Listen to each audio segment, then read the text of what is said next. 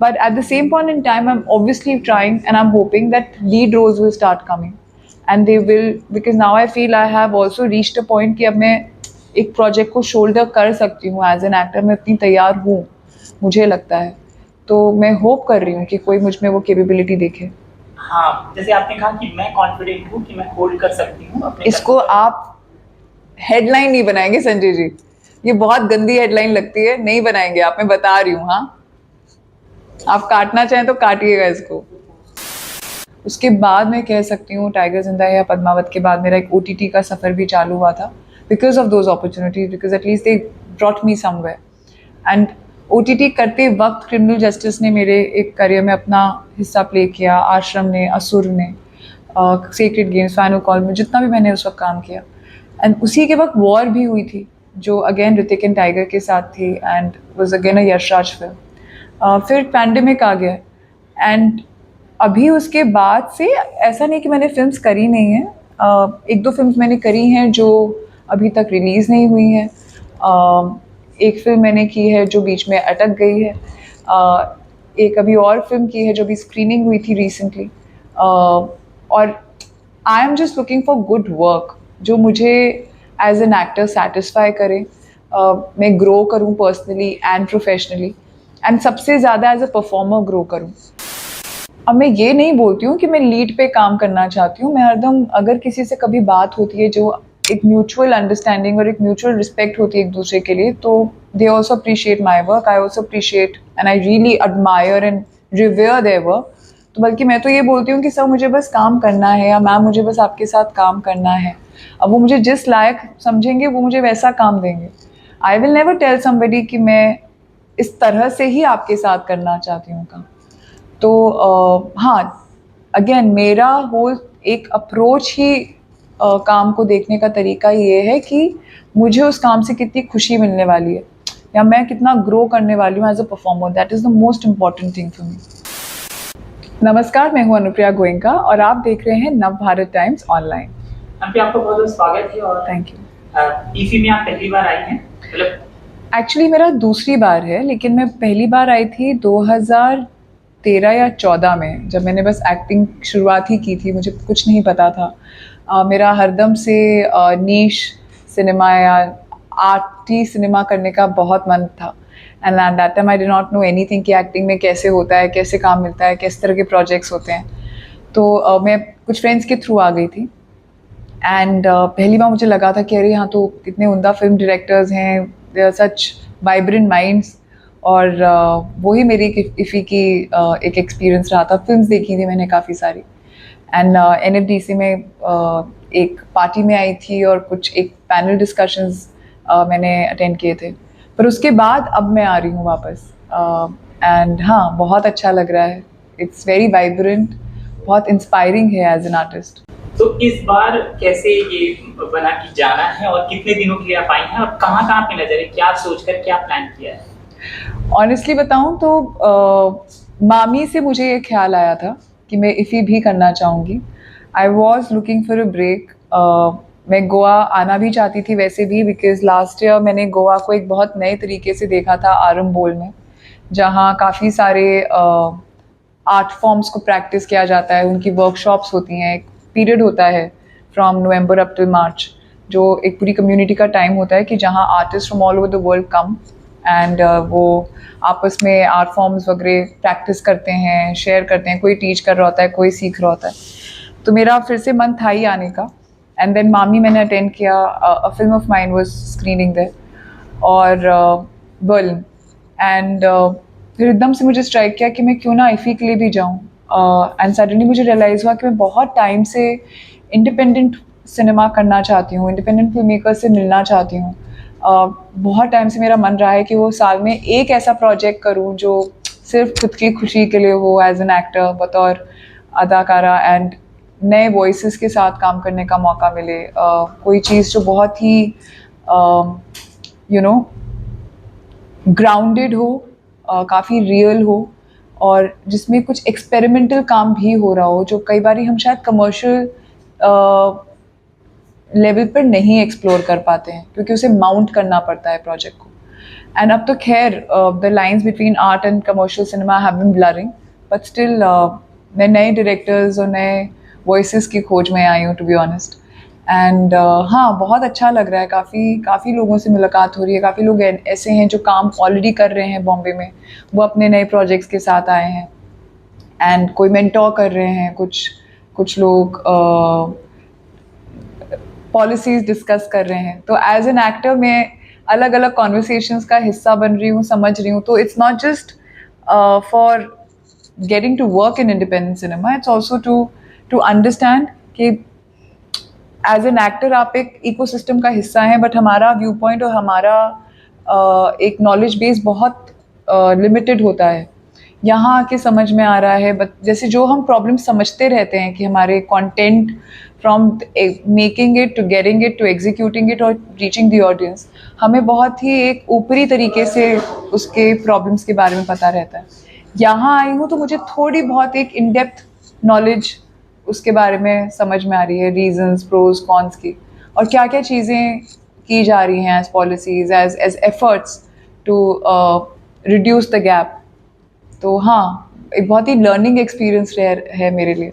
यार बहुत कम आपके जैसे जो आर्टिस्ट हैं जो बिजी हैं, जी। या एक दो दिन के लिए आते हैं कि जी। प्रोग्राम कितने दिनों का था? जी। आपने बताया यहाँ पर जैसे प्रोड्यूसर आते हैं अपनी फिल्मों को बेचने खरीदते हैं, आप भी आई हैं एक एक्टर के तौर पर अपने आप को प्रोजेक्ट करने, कोलैबोरेट करने लोगों के साथ, और फिल्म देख रही हैं आप, या उसकी क्या प्लानिंग? तो मैं एक्चुअली मैं बस उठ के आ गई हूँ मैंने ज़्यादा प्लानिंग नहीं करी, ज़्यादा उसके बारे में बहुत समझा नहीं। एंड मैं चाहती भी कुछ ऐसा ही था कि मैं ऐसा ही कुछ चाहती थी कि बस एक बार अपने आप को झोंक के एक्सप्लोर करें। मतलब एज एन एक्टर मैं कोशिश भी कर रही हूँ कि वो पर डे लिविंग कहीं ना कहीं, कभी आपने एक स्पर ऑफ द मोमेंट में चीज़ें की without really thinking and planning, I think वो भी एक परफॉर्मर के लिए ज़रूरी है, एक बेबाक परफॉर्मेंस के लिए, थोड़ा अनहिंज्ड परफॉर्मेंस के लिए। तो हम एक्सप्लोरिंग दैट, हर जगह तो नहीं हो पाता, लेकिन यहाँ तो मैंने प्लान नहीं किया। मैं यहाँ आई 20 तारीख को, एक्चुअली 21 से मैंने फिर यहाँ बाज़ार में आना चालू किया था। इट्स बिन 2 days, आज तीसरा दिन है। एंड फर्स्ट दिन तो चला गया just to understand, get the grasp of it, figure out कि अच्छा ये वेन्यूज़ हैं, यहाँ आइनॉक्स है, यहाँ कला अकेडमी है, यहाँ बाज़ार हो रहा है। And then I met few people. Second day was very, very fruitful. I got to meet Vijay Sethupathi. I got to have a really lovely conversation with him and with Manoj Joshi sir and with many other people. And then obviously सब friends भी मिल रहे हैं बॉम्बे के, यहाँ जो यहाँ काम करते हैं वहाँ भी काम कर रहे हैं। लेकिन यहाँ मिलने का एक तरीका ही अलग हो जाता है ना, क्योंकि सब अपना बैगेज और अपने वरीज छोड़ कर आते हैं, and for the love of cinema नए कुछ लोगों से मिलने का मौका मिल रहा है जो अप्रोच कर रहे हैं। तो वहाँ भी एक रिस्पॉन्सिबिलिटी भी लगती है, क्योंकि आप कभी एक स्पेस में थे जहाँ आप अपने आप को पूरी नई तरीके से अप्रोच करते थे। एंड मैं काफ़ी टाइम से वेट कर रही थी कि ऐसे लोग मुझे रीच आउट करें, लेकिन अब मुझे समझ में आया कि this is also one way of doing it, कि मैं खुद ही आ जाऊँ कि हाँ मैं करना चाहती हूँ इंडिपेंडेंट वर्क। एक और चीज होता है कि बीच में जो बात बिचौलिया जो होता है एक एक्टर एक प्रोड्यूसर के बीच में या एक मेकर के बीच में, वो नहीं है। तो एक यहाँ पे अप्रोच भी बड़े आसानी से लोग करते हैं बिना किसी हिचक के। ये आपने फील किया? आप भी लोगों से, प्रोड्यूसर से आपको पता चल रहा है तो क्यों एक बातचीत बहुत सहज, बहुत ईजी हो जाती है। हाँ बिल्कुल, आई थिंक एक तो एनवायरनमेंट ही ऐसा है, एंड आप जानते हैं कि सब लोग जो यहाँ आए हैं वो एक अच्छे इंटेंशन से आए हैं। There is this actual love for making films, for being collaborative, और एक अच्छा काम करने की सब में चाह है। तो हाँ, जैसे अगर आप किसी को अप्रोच करना चाहें वो थोड़ा इजी हो जाता है, क्योंकि आपका एक एफर्ट नज़र आता है ना, आप कहीं से आए हैं यहाँ थोड़े दिन लेकर, यहाँ बैठकर अपने प्रोजेक्ट के साथ या खुद बतौर एक्टर। तो या इट इज़ एक, उन्होंने बहुत ही एक अच्छा ये सिस्टम है और एक स्पेस दिया गया है फिल्म बाज़ार में कि जहाँ मेंटोर्स मिलते हैं, अलग अलग लेवल के प्रोजेक्ट्स को अपनाया जाता है, उनको एक स्पेस दी जाती है, उनको सपोर्ट मिलता है, फंडिंग की उनके लिए कोशिश की जाती है, एंड उसी दौरान सब लोग आपस में बातचीत करते हैं। पिछली बार एक आबिद हुसैन आए थे, तो जी 4 से 5 दिनों में उन्होंने 10 लोगों की कहानियां सुनी और उन्होंने कहा मैंने 10 फिल्में साइन कर ली। क्या बात है। तो क्योंकि अभी आप पहले दिन एक्सप्लोर कर रही थी, बाकी 2-4 दिन और जो मिल रहा है, तो कितने लोगों ने अप्रोच किया कहानी सुनाने के लिए, आपसे टाइम लिया, ये मैं नंबर्स जानना चाहता हूँ।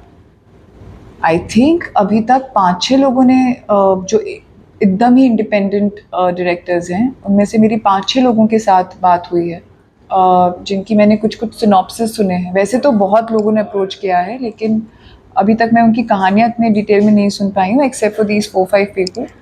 एंड कुछ जगह ऐसा भी हुआ कि जहाँ मैं 1-2 लोगों से मिली जो ऑलरेडी काफ़ी काम कर चुके हैं और मैं उनको बहुत मानती हूँ as directors, as film makers, और उन्होंने बोला कि अरे हम सोच रहे थे तुम्हारे बारे में। मैं नाम नहीं लेना चाहूँगी, लेकिन एक बहुत ही मतलब ऐसी पर्सनालिटी जिनको हम सब देखकर बड़े हुए हैं, we really looked upon him, and उन्होंने देख के बोला कि I thought he would not even know me, और उन्होंने देख के बोला कि हम एक शॉर्ट फिल्म के लिए तुम्हारे को अप्रोच करने का सोच रहे थे। फिर एक और से बात हुई, एक और बहुत ही उम्दा डायरेक्टर हैं जिनका मैंने काम काफ़ी टाइम से फॉलो करा है, उन्होंने बोला कि we were thinking of you for a project, for a future, and that just gives so much you know satisfaction कि you are being thought of and you are in the radar of people, and not just that कि आपको वो एक faith आता है खुद के अंदर। तो मेरे लिए वो टू वे प्रोसेस हो रहा है, जहाँ लोग मुझे अप्रोच कर रहे हैं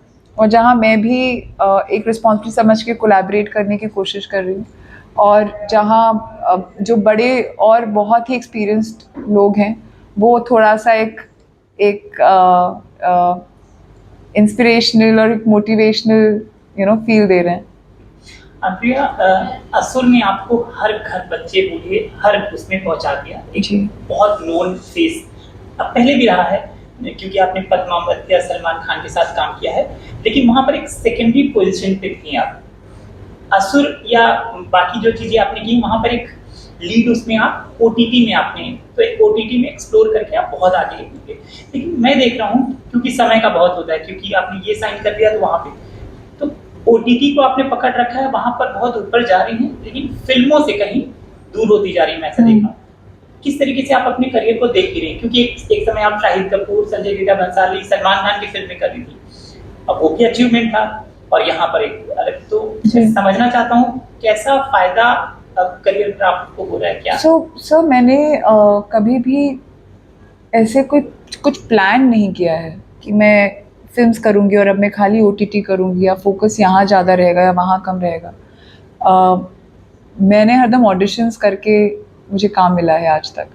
तो मेरे पास फिल्म्स के ऑडिशंस आए, मैंने फिल्म्स के ऑडिशंस किए, वो फिल्म्स में मेरा सिलेक्शन हो गया, मैंने अपनी शिद्दत से जितना मुझे समझ में आता था अपना काम किया, निभाया। I am very thankful for those opportunities. उसके बाद मैं कह सकती हूँ टाइगर जिंदा है या पद्मावत के बाद मेरा एक ओटीटी का सफ़र भी चालू हुआ था, because of those opportunities, because at least they brought me somewhere. And OTT करते वक्त क्रिमिनल जस्टिस ने मेरे एक करियर में अपना हिस्सा प्ले किया, आश्रम ने, असुर ने, सीक्रेट गेम्स, फाइनल कॉल में जितना भी मैंने उस वक्त काम किया। एंड उसी के वक्त वॉर भी हुई थी, जो अगेन ऋतिक एंड टाइगर के साथ थी, and was again a Yashraj film. फिर पैंडेमिक आ गया, एंड अभी उसके बाद से ऐसा नहीं कि मैंने फिल्म्स करी नहीं हैं, 1-2 फिल्म्स मैंने करी हैं जो अभी तक रिलीज़ नहीं हुई हैं। एक फिल्म मैंने की है जो बीच में अटक गई है, एक अभी और फिल्म की है जो भी स्क्रीनिंग हुई थी रिसेंटली।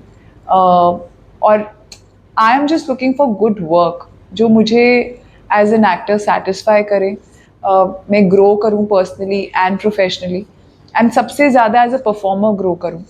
तो अभी भी बहुत लंबी लिस्ट ऑफ डायरेक्टर्स है जिनके साथ मैंने काम नहीं किया है, करने का मौका ढूंढ रही हूँ, चाहे वो मुझे ओटीटी में मिलेगा, चाहे वो मुझे फिल्म्स में मिलेगा, that would not be important for me. What would be important is कि मेरा रोल अच्छा हो, मेरा काम अच्छा हो, मुझे एक अच्छे डायरेक्टर के साथ काम करने का मौका मिले। At the same point in time मैं चाहती हूँ कि मैं नए डायरेक्टर्स के साथ काम करूँ, इस तरह के ग्राउंडेड इंडिपेंडेंट प्रोजेक्ट्स में काम करूँ जहाँ मैं एक कैरेक्टर को अलग तरीके से जी पाऊँ। मेरा वो ही मेन हरदम मेरी कोशिश ही वही रही है कि मैं अपने आप को as an actor juice out कर पाऊँ। तो I am on that process. अब वो कैसे किस फॉर्मेट में होता है, फिल्म्स करना सबको पसंद है, बिकॉज फिल्म्स के लिए जो हमारा प्यार है आई थिंक वो कभी नहीं जाएगा। बट ओटीटी अपनी जगह एक बहुत ही बढ़िया मीडियम है जिसमें बहुत ज़्यादा अपॉर्चुनिटीज़ और एक लाइफलाइन दी है एंटरटेनमेंट को, सिनेमा को, आर्टिस्ट को. So I respect both the mediums equally. क्या कभी कभी एक तो फिल्मों को लेकर अब क्या क्राइटेरिया है कि मैं किसी एक्टर की, बड़े एक्टर की या सलमान के साथ फिल्म अगर मिलती है तो किस तरह का रोल करूंगी और किस तरह का नहीं करूंगी, क्योंकि वो जो सेकेंडरी पोजीशन बनती है कहीं ना कहीं, यू नो, आपने ओटीटी में कमाया है और यहाँ पर तो क्या अब ऐसा सोचा है कि अब मैं लीड ही काम करूंगी, इस पर कुछ सोचा? सो ऑफ कोर्स हर एक एक्टर लीड रोल्स करना चाहता है, दैट इज़ अ गिवन. क्योंकि आप चाहते हैं कि आपको एक वैसा आर्क मिले आपके कैरेक्टर के लिए कि जिसमें आपके अलग अलग इमोशंस, अलग अलग पर्सनैलिटीज़ को टैप इन किया जाए in that one character. And वो ज़्यादातर लीड कैरेक्टर्स में ही पॉसिबल सबसे ज़्यादा होता है. Plus obviously that gives you a different kind of push for your career. चीज़ें और आसान हो जाती हैं, आपको उस तरह के और प्रोजेक्ट्स मिलने लगते हैं. हम जब एटलीस्ट मेरे लिए अगर मैं लीड रोल करना चाहूँगी और करना चाहती हूँ तो उसका मेन रीज़न एक आर्क है, एक रिकग्नाइजेशन है, और उससे आगे मेरे पास कितनी अपॉर्चुनिटीज़ और खुल जाएंगी वो है. Again coming back to the same point, I don't have such things कि आज अगर मुझे एक बड़े पैमाने पे, एक बड़े सेटअप में एक प्राइमरी कास्ट में रोल मिलेगा. मैंने हरदम मीटी रोल्स किए हैं. मैंने हरदम वो रोल किए हैं जो फिल्म या वेब सीरीज़ में जो भी फॉर्मेट या कंटेंट उसके लिए ज़रूरी हो. उस कैरेक्टर के बिना फिल्म आगे ना बढ़ पाए, उसमें मेरा अपना हरदम एक कंट्रीब्यूशन रहा है. स्क्रीन लेंथ मैटर करती है, एब्सोल्युटली मैटर करती है, मैं नहीं सोचती नहीं करती, पर उससे ज़्यादा मैटर करता है कि आपका स्टोरी में क्या एक पोजीशनिंग क्या है, आप क्या स्टोरी में कंट्रीब्यूट कर रहे हैं.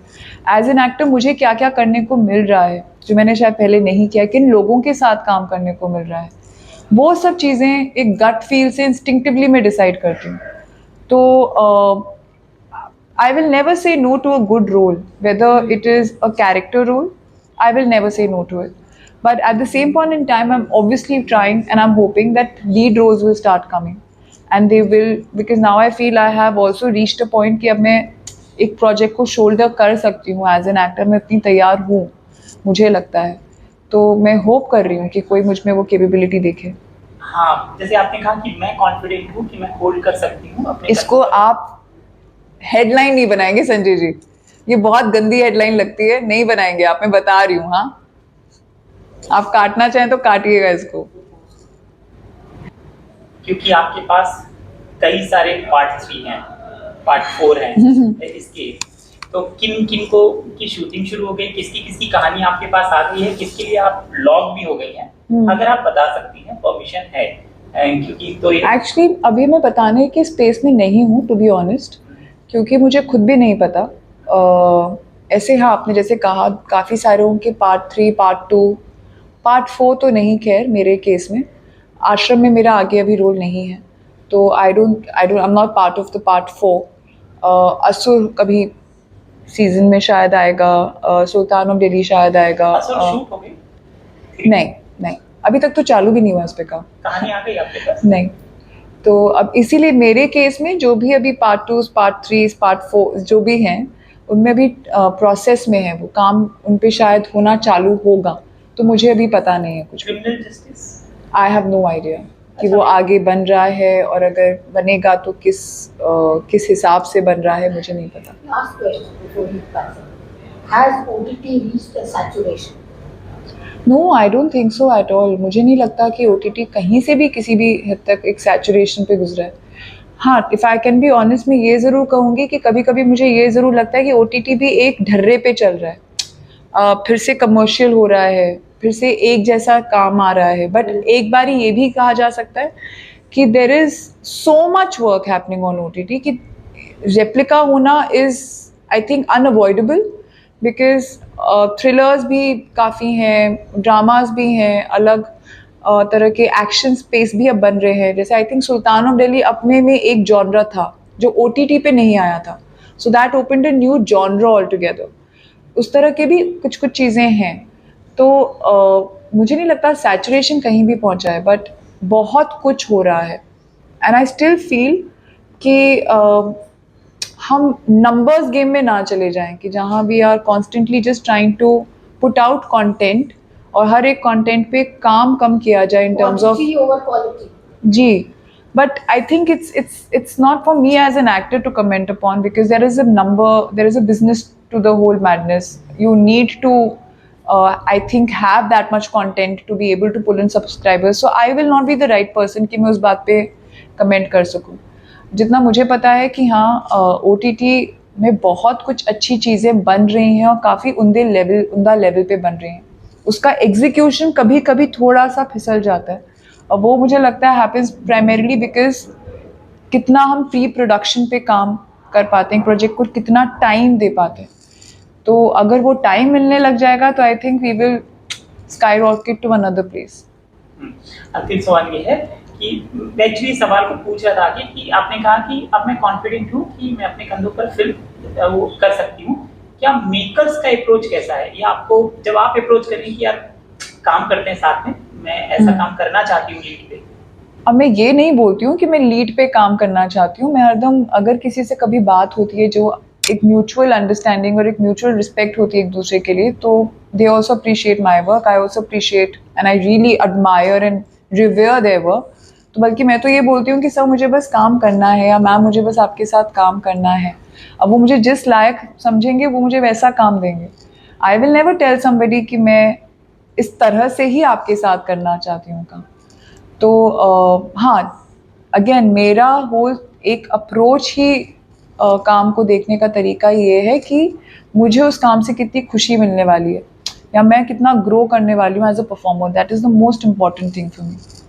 आपसे बात करने के लिए बहुत बहुत शुक्रिया और Thank ढेर you. सारी शुभकामनाएं, क्योंकि बहुत सारी फिल्में हैं जो आप बता रही कि अब रिलीज होंगी धीरे धीरे. I hope so. आपने नाम नहीं बताया क्योंकि शायद अभी शुरू नहीं हुआ promotion. Thank you. Thank you.